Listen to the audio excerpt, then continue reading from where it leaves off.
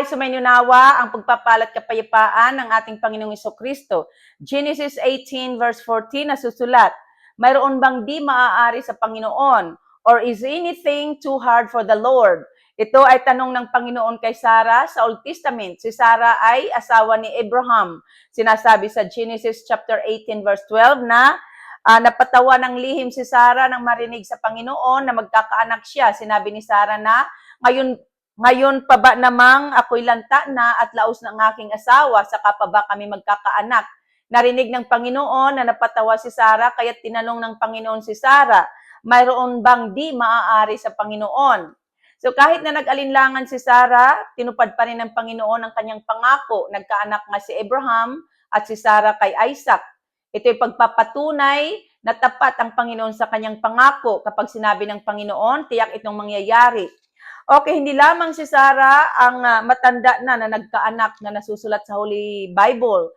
Pati rin si Elizabeth na ina ni John the Baptist. Si Virgin Mary naman ay isang dalagang naglihi at nagkaanak na walang sumiping sa kanya ayon sa kasulatan. Nangyari ang mga miracle na ito sa pamamagitan ng kapangyarihan ng Panginoon. God is omnipotence, meaning makapangyarihan talaga siya.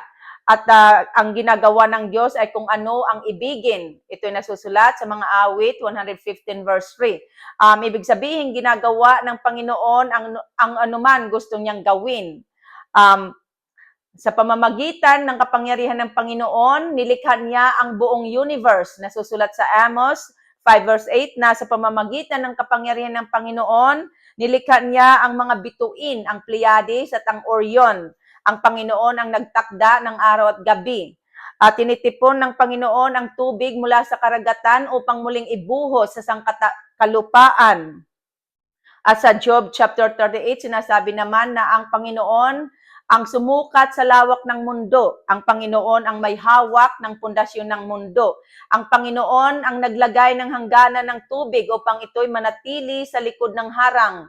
At nauutusan ng Panginoon ang mga naglalakihang alon na huwag silang lumampas sa kanilang hangganan.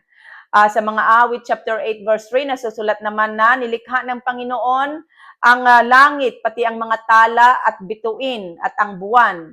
At sa Book of Genesis, nasusulat naman na nilikha ng Panginoon ang daigdig. So mayroon bang di maaari sa Panginoon? Wala. Walang impossible sa Panginoon. Kaya't manalig tayo sa Panginoon. Ang mga problem natin ay wala iyan sa Panginoon.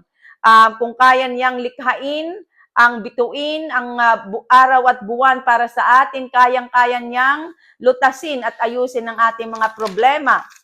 Kahit na ang buhay natin ay parang wala ng pag-asa, manalig pa rin tayo sa Panginoon. Tulad ni Abraham, wala na talagang pag-asa magkaanak. Ngunit nanalig pa rin siya sa pangako ng Panginoon. Sinabi sa atin ng Panginoong Hesus na huwag tayong mabagabag tungkol sa mga bagay tulad ng pagkain, inumin at pananamit, kundi manalig tayo sa Kanya, manalig tayo sa mga pangako ng Panginoon na nasa Holy Bible. Maging matyaga tayong lagi sa paghihintay sa tulong ng Panginoon. Ang lahat ng pangyayari ay nagaganap sa panahong itinakda ng Panginoon ayon sa mga ngaral, chapter 3, verse 1. So matuto tayong maghintay sa Panginoon sapagkat ginagawa ng Diyos ang lahat sa kanyang panahon or time. Hindi sa time natin. Ang tulong ng Diyos sa atin ay dumarating sa kanyang time. Sinusubok lamang tayo ng Diyos, kaya't manalig tayo sa Kanya. Si Sarah ay hindi naghintay sa pangako ng Diyos. Ayon sa kasulatan, nainip si Sarah sa kahihintay, kaya't pinasiping niya si Abraham sa kanyang alipin na si Agar. At nagkaanak si Abraham at Agar kay Ismael. At later on, nagkaroon ng kaguluhan between Sarah and Agar sapagkat nagsisilos na si Sarah kay Agar at Ismael. At nang magkaanak na si Abraham at Sarah, kay Isaac, pinalayas na ni Sarah si Agar at Ismael sa kanilang household. So, iyan ang nangyayari kapag nag-aalinlangan tayo at hindi tayo naghihintay sa Panginoon, nagiging magulo ang buhay natin. Kaya't huwag natin pangungunahan ang mga plano ng Diyos para sa atin. Huwag tayong maghangad na umunlad sa buhay sa masamang paraan, kundi manalig tayo sa Panginoon, manalig tayo sa pangako ng Panginoon na hindi niya tayo iiwan ni pababayaan man.